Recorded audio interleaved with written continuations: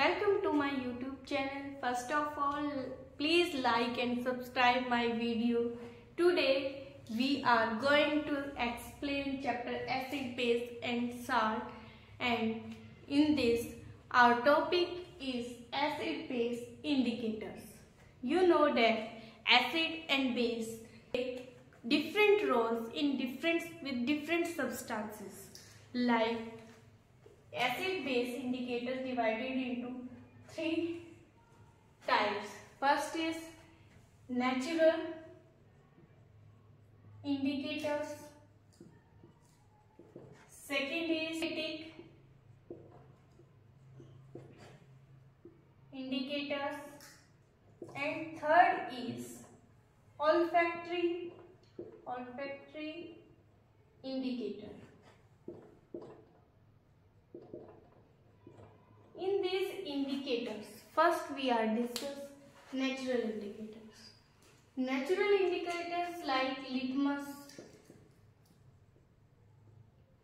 okay, litmus solution कहा जाता है इसे, litmus solution.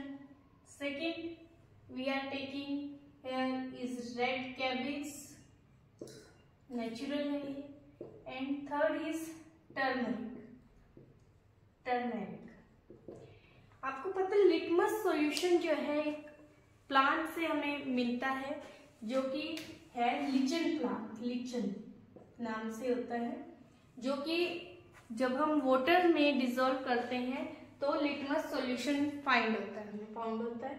जो लिचन जो प्लांट है उससे हमें ये पर्पल कलर का लिटमस सॉल्यूशन फाउंड होता है, और जब इस पर्पल सॉल्यूशन में हम सेल्यूलोज ऐड कर देते हैं तो हमारे पास लिटमस पेपर बनते हैं। You know about red litmus paper and blue litmus paper, जिससे कि हम इंडिकेट करते हैं कि हमारा जो सब्सटेंस है या बेस ले रहे तो उसको हम पहचान पाते हैं।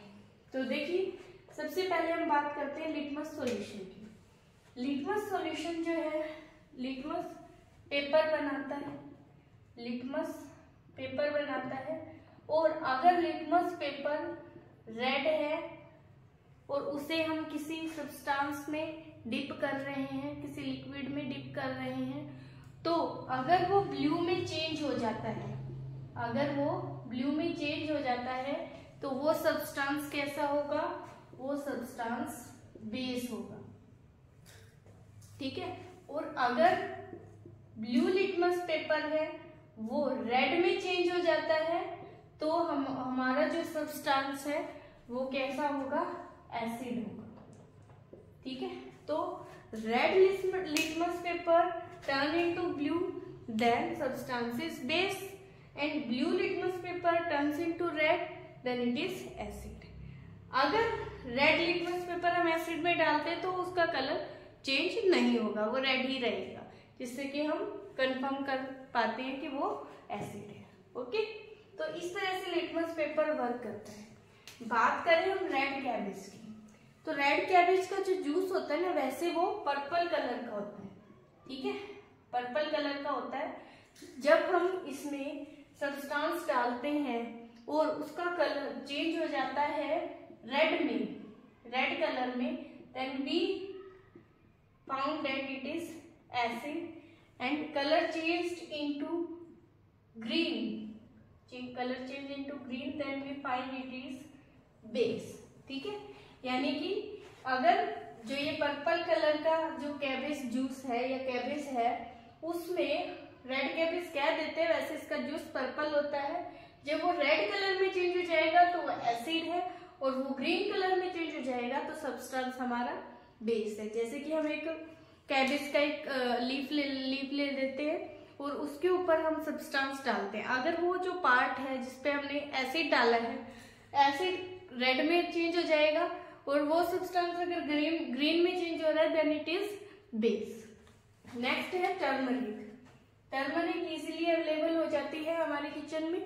तो टर्मरिक जो है अगर वो रेड में चेंज हो जाती है तो वो क्या है? बेस है। और अगर नो चेंज हुआ है, कोई चेंज नहीं होता है, तो वो एसिड होता है, ठीक है। तो इस तरह से पहचान होती है नेचुरल इंडिकेटर्स की। Now we are talking about synthetic indicators. देखिए synthetic indicators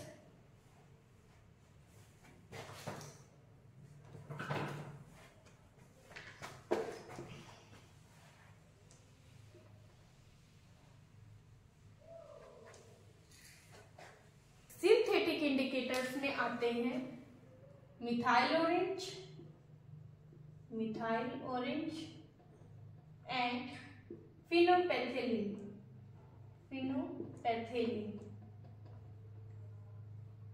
you know methyl orange colour की होती है और फिनोपैथेलिन का कोई कलर नहीं होता।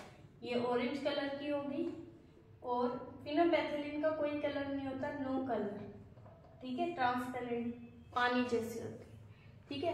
अगर हम सब्सटेंस में मिथाइल ऑरेंज डाल रहे हैं और कलर मिथाइल ऑरेंज का चेंज हो जाता है इन रेड, तो एसिड है, और मिथाइल ऑरेंज अगर येलो कलर में चेंज हो जाती है तो हमारा बेस होता है, ठीक है।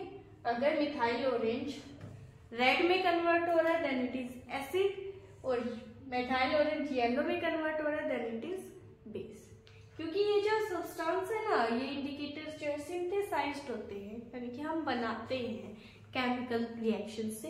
सो this indicators is called synthetic indicators. Phenolphthalein है, फिनोलपैथेलिन जो है इसका कोई कलर नहीं है, तो जब ये पिंक कलर में चेंज हो जाएगी इसका मतलब हमने जो भी सब्सटेंस डाला है इसके अंदर वो क्या है, बेस है। और अगर नो चेंज होता है तो वो क्या होता है, एसिड होता है, ठीक है। तो इस तरह से हमें इन दोनों का पता चलता है। नेक्स्ट, ओल्फैक्टरी इंडिकेटर्स वो इंडिकेटर्स होते हैं जो कि एसिड में मिक्स होने के बाद जो है उनकी स्मेल चेंज हो जाती है, ठीक है। तो अडर से हम महसूस करते हैं कि जो सब्सटेंस है वो एसिड है या बेस है, अडर से यानी कि उसकी स्मेल से, ठीक है। तो जैसे कि अगर हम 3 यहाँ पर सब्सटेंस लेते हैं ओल्फैक्टरी में, एक तो है वैनिला एसेंस जो आप यूज करते हो, वैनिला आइसक्रीम खाते हो, वैनिला एसेंस यूज करते हैं उसमें। सेकंड है अनियन जो है वो भी जो है इंडिकेटर है ओल्फैक्टरी, जिससे कि स्मेल से हमें पता चलता है कि जो सब्सटेंस है वो एसिड है या बेस है। सब्सटेंस आता है वो है क्लोव यानी कि लौंग, ठीक है। 3 ये सब्सटेंस आते हैं। मेनली हम जो देखते हैं वेनिला और अनियन का यूज करते हैं।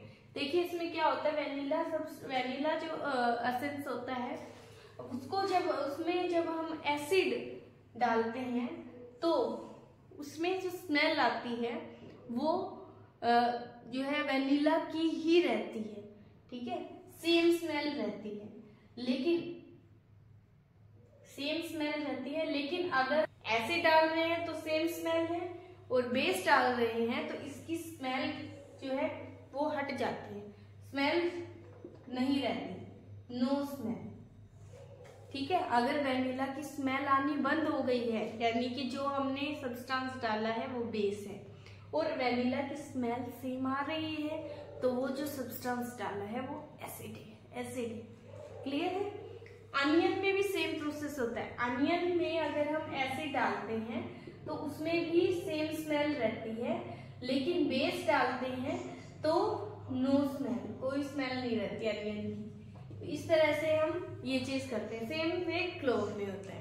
तो इस तरह से ओल्फैक्टरी जो इंडिकेटर्स है हमें स्मेल से पता चलता है कि एसिड है कोई सब्सटेंस या बेस है।